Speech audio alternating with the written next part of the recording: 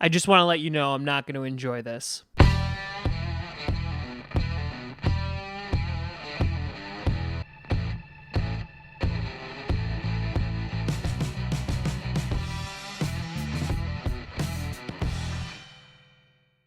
Grossi Posse Packer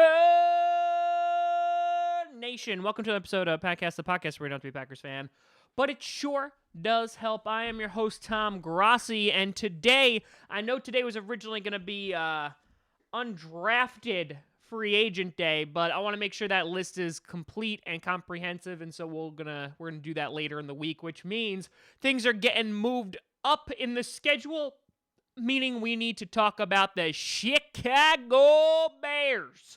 And when it comes to giving their draft a grade. Before we get down to that, I want to do a big shout out and thank you to all my patrons over at patreon.com/TomGrossi. If you would like to support me and get some cool rewards, check it out. Now, the Bears draft. This makes this video a little bit easier because they only picked 5 people since they traded away a number of their picks.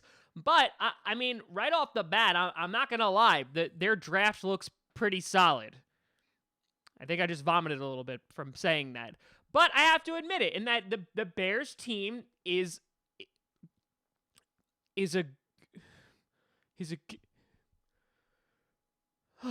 Bears have a good team.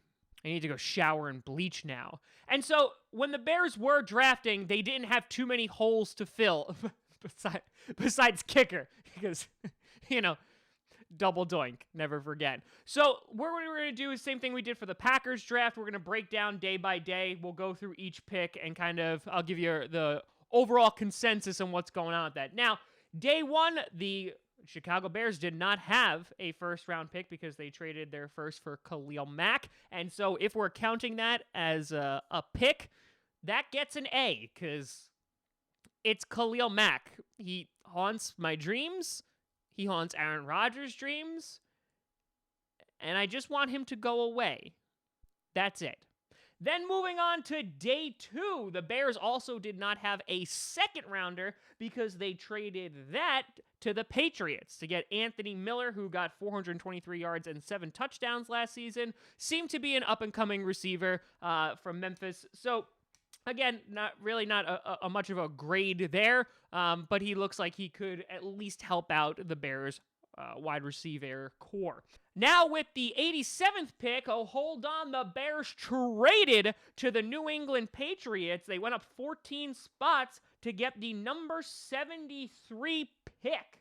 Now, they traded the number 87 pick, the 162nd pick, and also a 2024 rounder to move up. And in addition, they got obviously the 73rd pick and the 205th pick in this year's NFL draft. And they selected Mr. David Montgomery, the running back from Iowa State.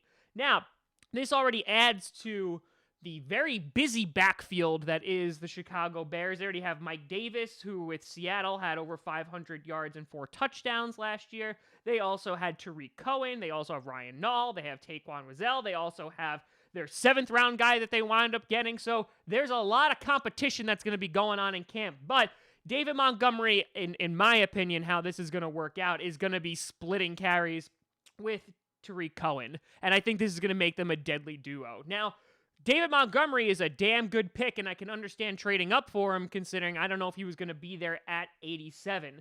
And obviously, this is coming during the offseason when they traded Jordan Howard to the Eagles. Now, taking a look at some of his stats, in 2016, he had 109 attempts, 563 yards, 5.2 yards per carry, 2 touchdowns, 13 receptions for 129 yards.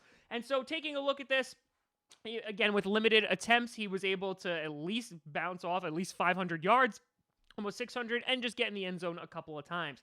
In 2017 and 2018, his numbers went way, way up because he was basically the workhorse of the Iowa State offense. 258 attempts in 2017 for 1,146 yards, 4.4 yards per carry, 11 touchdowns, 36 receptions, and 296 yards. And then 2018, 257 attempts for 1,216 yards with a 4.7 average, 13 touchdowns, 22 receptions, and 157 yards. Now, that's a whole lot. So, benefits right off the bat, this guy is a workhorse. Holy crap. you can give him a ton of attempts and it's going to pay off dividends, in that his average yards per carry is great. He's scoring double-digit touchdowns in his past 2 years, and he's putting over 1,000 yards for these past 2 seasons. So that's phenomenal. He also led the conference with 99 missed tackles in 2018. He's super elusive. He has great vision.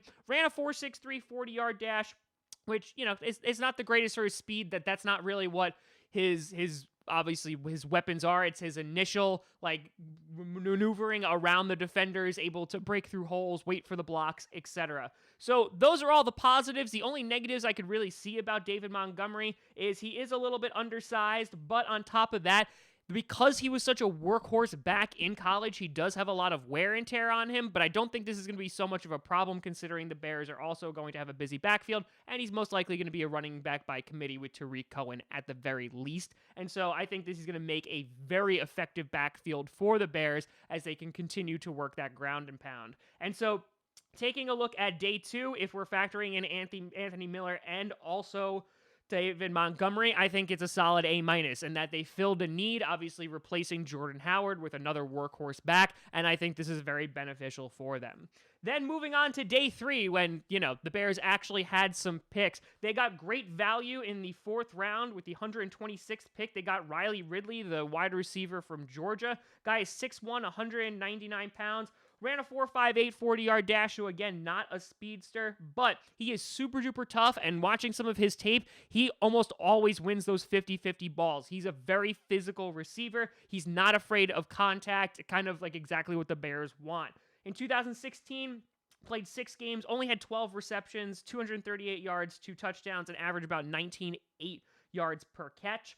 Then in 2017, played 8 games, only 14 receptions, 218 yards, 2 touchdowns, and 15.6 average. And then in 2018, 14 games, 43 receptions, 559 yards, 9 touchdowns, and an average of 13 yards per catch. So, as you can see here, 2016-2017 really wasn't a factor in the Georgian offense. Didn't really get a whole lot of opportunities, only 26 receptions spread amongst 2 seasons, but kind of made up for that with 43 of them in 2018. So, the reason why he's able to fall this far down is because obviously there's not a ton of production there, but his tape is really good, and I think he could fit in really well to be that number 2 or number 3 wide receiver for Chicago, and I think he's going to start almost immediately, considering the wide receivers in Chicago aren't, how do I say this, that much of a threat. Their passing offense ranked number 21 last year, and so they obviously need some weapons at wide receiver. Also, this will help out Trubisky, especially if you can have a guy go up and win those 50-50 balls. So I think this is a solid pick for the Bears, and I think he's going to provide a bunch of value,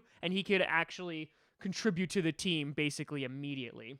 Then moving on to the number 205th pick, they picked up Duke Shelly, the cornerback out of Kansas State. At 5'9" and 180 pounds, he obviously is undersized for a quarterback. In 2015, had played 8 games, 28 solo tackles, also had 7 passes defended. 2016, played 10 games, 40 solo tackles, 3 interceptions, 1 touchdown, and 4 passes defended.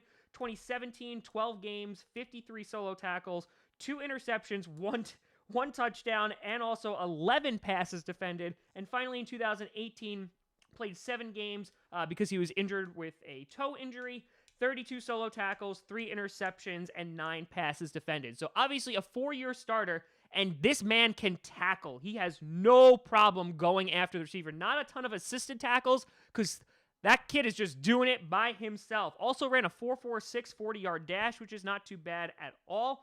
And so the one knock that I'll give him besides being undersized is he is a very physical cornerback, which is obviously good if you want that kind of mentality. But when it comes to pass interference, he could get a few penalties called on him because he's usually all over the receiver, sometimes a little bit too much. But his stats alone, I think the fact that they have over 30 passes defended in his career and also have a total of 8 interceptions and over 100 tackles, solo tackles, I think that's very, very impressive. And considering they got him at number 205, I think this guy can definitely not only just make the team, I think could immediately make an impact on the Bears defense. Then with the number 222nd pick, the Bears decided to go running back again to add some more depth to that backfield. Again, making training camp very interesting with Mr. Careth White, the running back, who's 5'10", 197 from Florida Atlantic.